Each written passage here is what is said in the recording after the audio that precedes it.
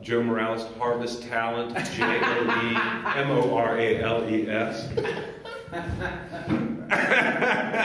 Valdez's typical day. Wakes up at 4 a.m. in the morning, shit, showers, shaves, feeds his cat, leaves his apartment. What's his cat's name? Damien is his cat's name, named after the Damien character in The Omen.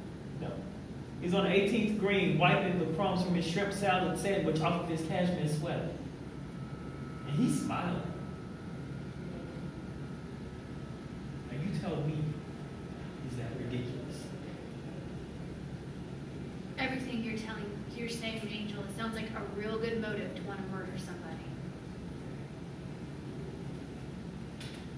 My question to you was, is it ridiculous?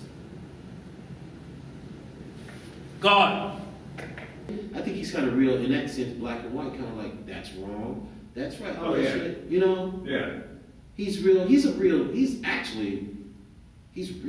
simple in that, man. He's righteous. He's righteous. He's like, that's wrong, that's right. Like you said, he does this, he does this, he does this, he does this, he does this, he does this, he gets up the next one, he does that shit. Well, and even he tells you, you know, or your character, Lucius, you know, that one part, he says, "Did you just say, fuck me?" I know an ex-con who did 7 years for murdering a nice hot dog vendor. He slept soundly every night, undisturbed by his conscience. He now lives at Gun Hill Road in the Bronx, so beware if you happen to be around that area. He has no regard for human life, including his own. He feeds his cat, leaves the house at around 5 o'clock so he can catch the train down to his closest station where he gets picked up by a van to take him out to Rikers Island. This is, like I said, this is just my, you don't want to tell an actor, like, oh, do this shit. You know, we fucking all actors, we'll run with that shit. But the reality is this dude is not nearly, he's not a monster or anything, but he's not as attractive. You know what I mean? On every level. Just the way he sounds, the way he moves, the way he...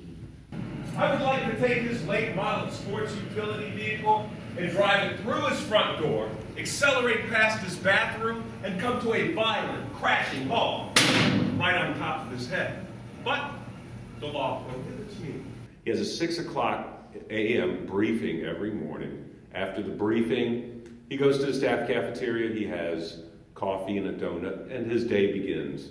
His primary function at Rikers is taking prisoners out for their hour of recreation, if you want to call it that. Beyond that, he works in the control room in the maximum facility, monitoring the prisoners. At the end of the day, he clocks out. Can I counter that? See, that's kind of what I like about this character, is that's the deceptiveness. He seems like Joe upright, but he really is a monster inside. And I think that is what you just said is to me, and I agree 150%, because I think that is the point upon which the two of these characters meet. The thing is, up here in PC, it's a little different from downstairs. Up here, we got a whole different thing going, a whole different vibe. Vibe? Yeah, it's a. Yeah, but man, it's a different feel. Feel? Yeah. A whole different. It works out well for everybody. Oh. Yeah. Well, let me, if I may, tell you now about my vibe. My feel. But I do think that Valdez could be a psychopath. I think that he could be a psychopath. My vibe is, step away from that cage before I come in here and club you to death. Enough said, brother. Enough said.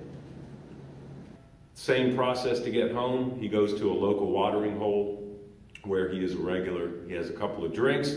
He goes home, feeds his cat, feeds himself a microwave meal, sits in front of the TV, watches a little bit of news, and he watches CSI New York, because that's where he really wants to be.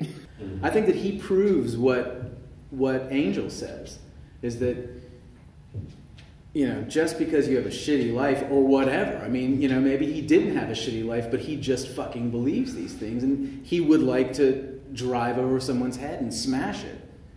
Instead, I simply wish that he died soon and painfully.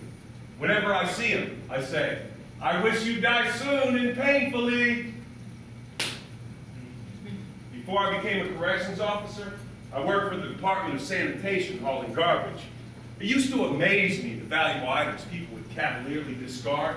It angered me. Couches, alarm clock radios, family photos. I often wanted to go to people's apartments and throttle them. You know, because they did 7 years in jail for killing a hot dog vendor. But he stops himself. He wants to be Batman. Is this. And the more I watch it, the less I want you to do. My feel is this. Oh, okay. Yeah. One time I saw a guy throw out a very nice color television set. I asked him if it still worked. He said yes. I asked him why he didn't just give it away instead of trashing it. He smirked at me. I slapped him. Let me tell you about my feel. Thank you. My feel is this. That's my feel. It's a different kind of feel, I know, but it's my feel. Falls asleep in front of the TV, wakes the cat up, they go to bed, and the next day it starts all over again. Oh my God. Yeah. Yeah. Yeah, that's good. All right. I remember what it was. You ain't messing up again, are you, I thought I did that. You opened your eyes. Oh, you want me to keep my eyes? You got that right. Praise be.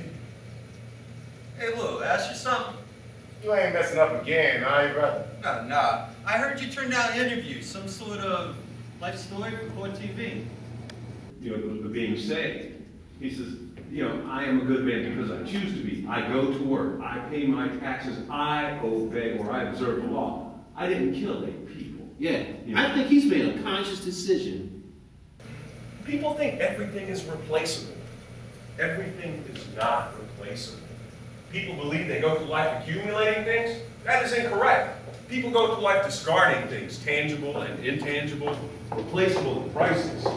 I don't know if there was a point in time, but as an adult at least, he's made a conscious decision. I'm not going to be bad. I'm going to be good.